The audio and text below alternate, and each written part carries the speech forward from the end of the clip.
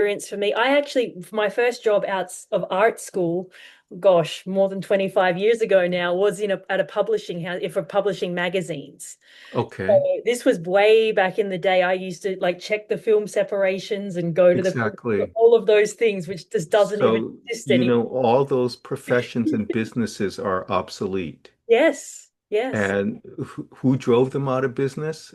Hmm. Partially publishers and partially changes in technology, Hmm. because we went computer to plate, for example, Yes. and partly Amazon. Hmm. They just, virtually destroyed publishing. And Hmm. now they're kind of putting themselves in place of that, but on their terms, and they're not as favorable. It's no longer, quote, a gentleman's business anymore. Hmm.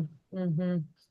Right. Well, it's been quite interesting in my profession just to see the changes that have taken place just in my lifetime. Exactly. And as you said, what I went to school and studied isn't obsolete right now. It doesn't even exist Right. And so where did you go to art school? in Australia.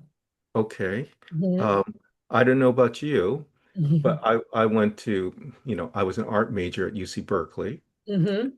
but, you know, that was of its time. Hmm. There were some good things about it because you had to do a lot of figure drawing, which I think is super valuable. You Hmm. had to learn obscure things like the materials of art. So you had to do like encaustic Hmm. and, out frescoes and all that kind of thing, which I think is good, Hmm. right? Because Hmm. it's art is still very much a old time profession. It's made with stuff from the earth, and Hmm. the best brushes are still made with animal hair and so on, Hmm. right? Hmm. But Absolutely. none of the faculty members ever really became, well, some really moved the art world. Mm. And I can paint exactly like what I was taught to paint, and that style is not relevant anymore. Hmm. Hmm. So that's the other thing one thing that I wish I understood how fast the art world was going to change. Absolutely. And yet you still have to know the fundamentals. You still have to know how to draw. You still have to know how to, use pigments and so on. So Hmm. it's a challenging profession, really. Absolutely. And it's a constant evolution, isn't it? You can't just master you like okay, I've mastered my art. That's it. Like it's not like that whatsoever. It's constant. No, not at all, because everyone wants to know, well, what's the next thing you're going to do? Yeah. Right? So you do one masterpiece, maybe that's even a fallacy, but you do one great piece of work, Hmm. and then it's okay, what are you going to do next time? Hmm. What's your next series? What's your next exhibition? Hmm. And you have to keep going. So, Hmm. are you Hmm. still making art I am. yourself? I Oh, am. good. Yes. Yes. I'm heading back. I'm in Panama right now. I took a Hmm. little bit of a creative break because I have some really large scale murals to paint when I get home to Oh, Costa Rica wonderful. next week. So I kind of wanted to recharge my creative batteries for that and make sure I'm really inspired and physically ready because obviously, as you know, it's a full body embodied experience, especially when you're painting at such large scale. So I wanted to make sure I'm physically ready, I'm inspired creatively, I'm mentally ready. And yeah, I'm heading home to Costa Rica on Monday and I've got some big projects lined up, which I'm really excited about. Well, I'm glad you mentioned that because almost every day I'll have an idea Hmm. for the piece that I'm working on, but I know it's going to be complicated and difficult. Hmm. And I ask myself, are you strong enough to do this? Hmm. And, I try, right? But I just beforehand, how much effort, how much physicality is involved. Hmm. And then it's like, but you're doing it not because a boss is telling you, but because this idea is beckoning to you. Yes. And you say, am I strong enough to reach that? Hmm. So yeah, I say that every day practically. So Hmm.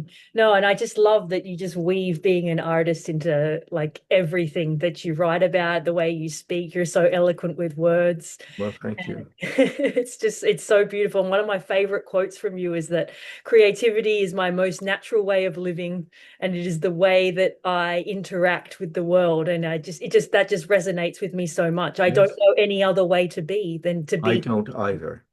And Uh, the other half of that, though, is it's also the most fulfilling, hmm. Yeah.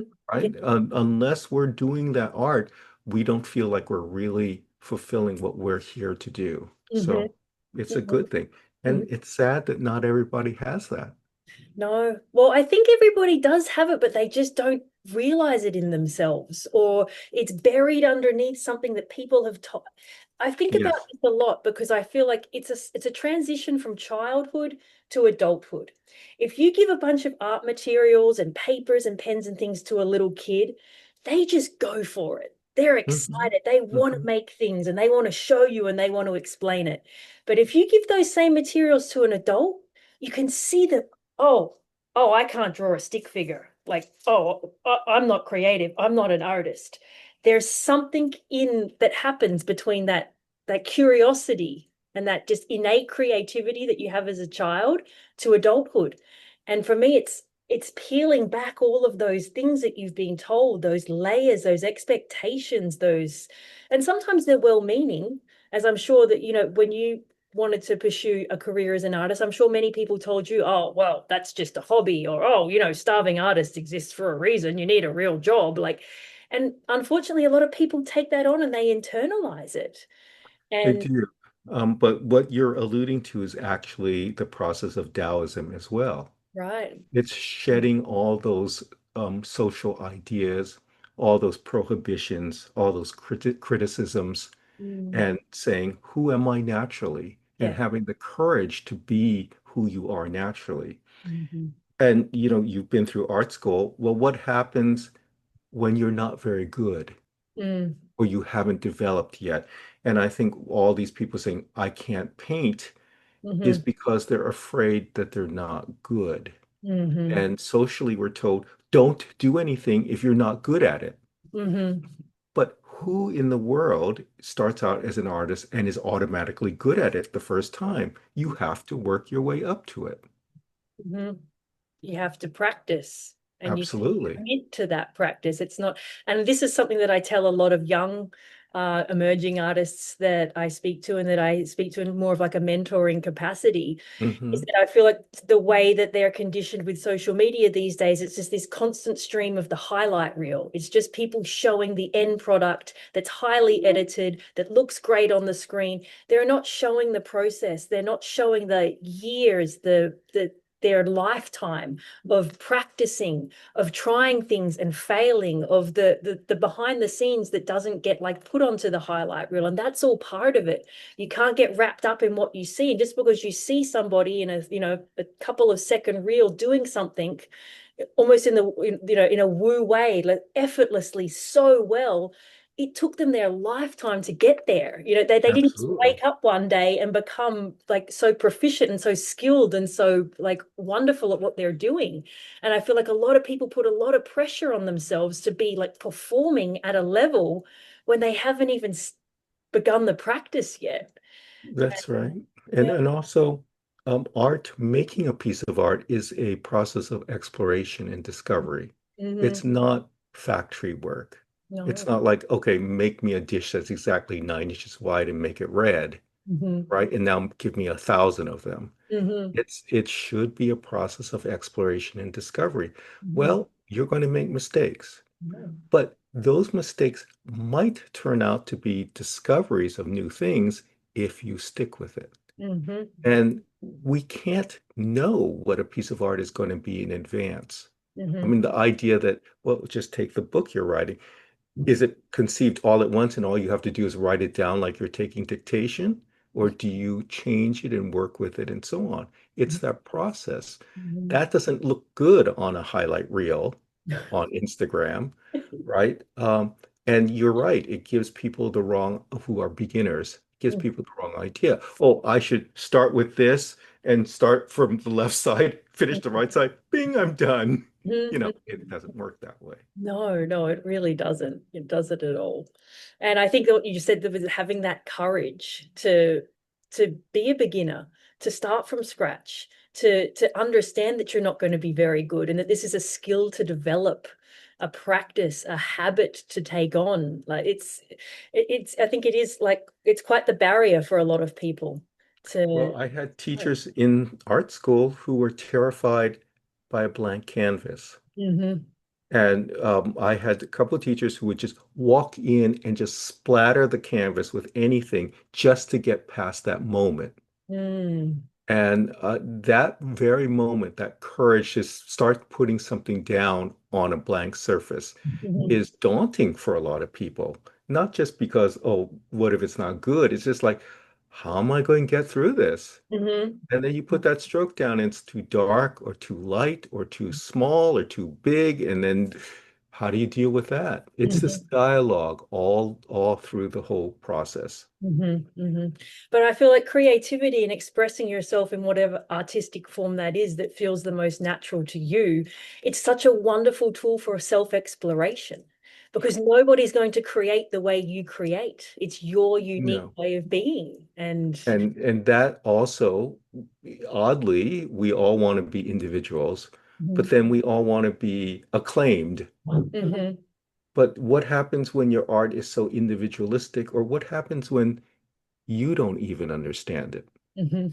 And it happens to me with every piece I make. There comes to a point where like I don't even know what I'm doing, right? And then I have to find my way out of that. Mhm. Or I'll get myself in trouble with virtually every piece because it's like, okay, I'm going to do this. And now, oh, wait, I have to make something of this now, Yeah. right?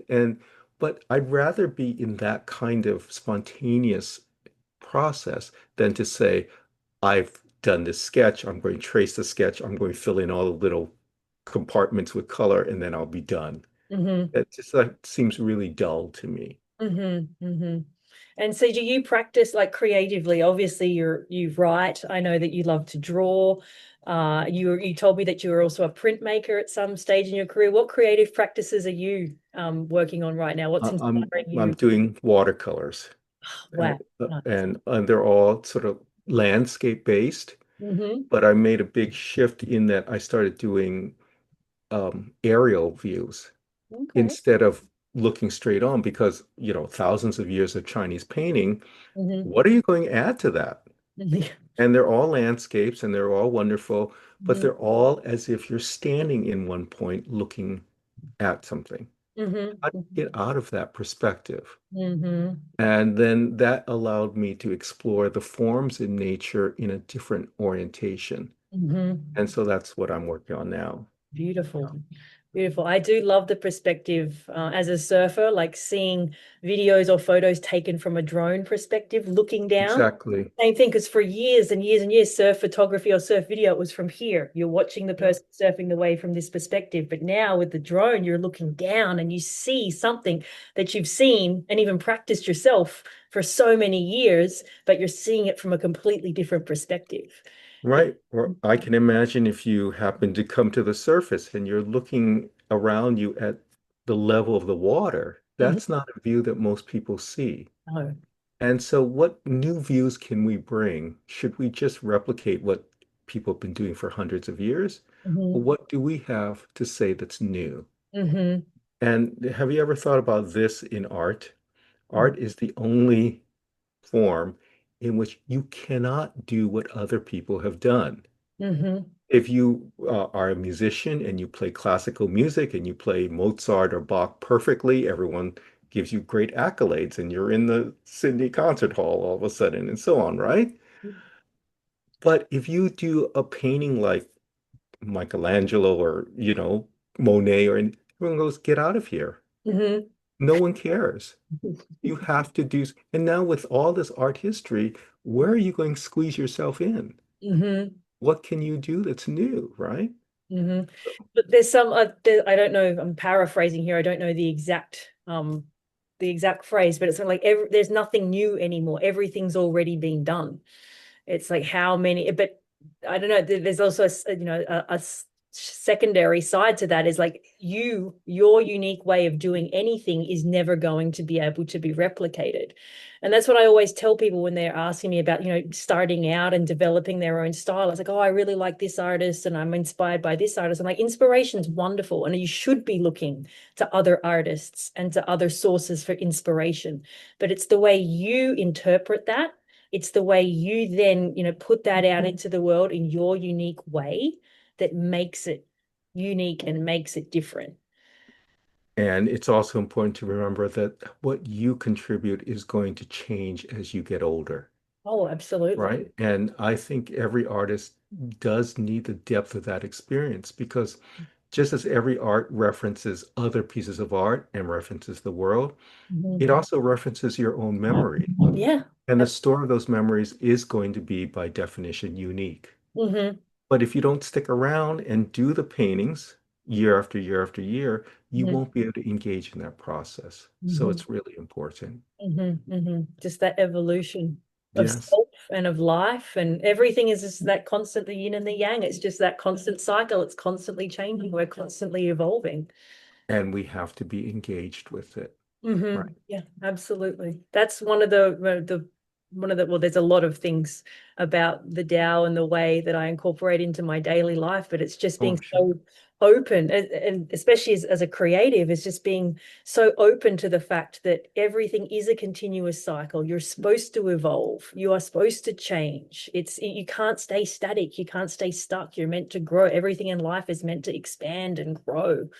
And that's one of the beautiful things that I love to take away from the Tao.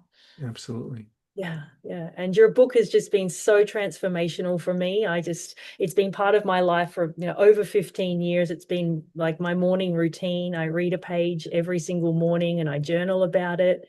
I Oh, thank started a you. book club around it, and I have Thank a you. community